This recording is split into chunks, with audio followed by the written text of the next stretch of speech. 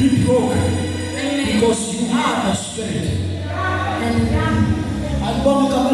Amen. So when God needed to rescue His people, when they shared democracy, He needed to clean and lean into the flesh. Because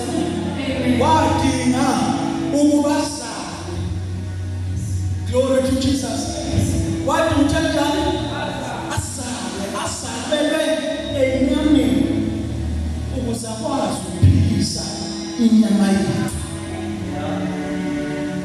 Glory to Jesus. Glory to Jesus. Ngifuna namhlanje uhambe lephezulu. Ithishumelo yavuka kokuhamba. Uthishumelo ngoba you can touch the flesh but you will never touch the spirit.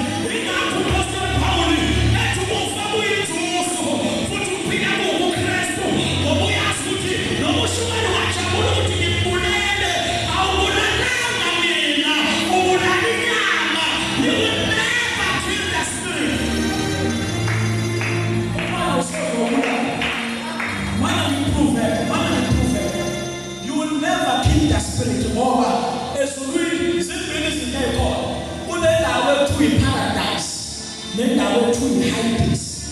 Because I was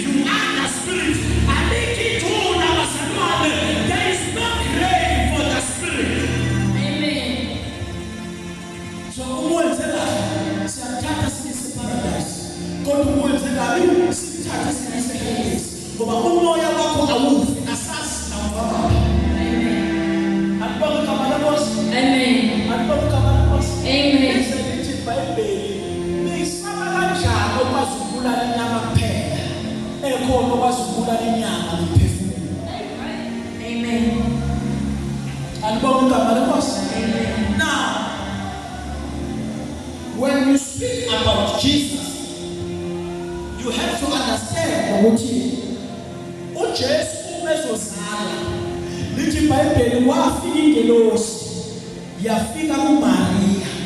Lithi isankulunkulu Luka chapter number 1 verse chapter verse number 10. Uzothola ukuthi yafika ingelosi yafika kuMaria eqondathathwa uJosefa ukuyoba wathunjwa uJosefa ekade kulomo wathunjwa uJosefa walobekwa eGibhithe uthalo kwakitafuna lokungena amakhosi.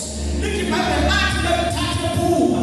Lithi isinkulunkulu yafika ingelosi yathi wena wesifazane ubusisiwe wesifazaneni benza lakhe ubusisiwe yathi sakhulelwa usali ngame kwiqhabi igama ukuthi uJesu ngokuya sikisa abantu bakhe ezonani zabo wafakazela umbhalo osho Isaya uchapter number 7 verse number 14 athi ntombi yokhulelwa lisali ngani uqhabi igama ukuthi uImmanuel waprofeta Isaya ngelosi lakafika uMaria ngama namazwi kaJesu wabakhona ikhiphelo yakhe ngakabi khona ngama namazwi kaJesu wabakhona isimo sakho singakabi khona ngoba uIsaya waprofeta nawe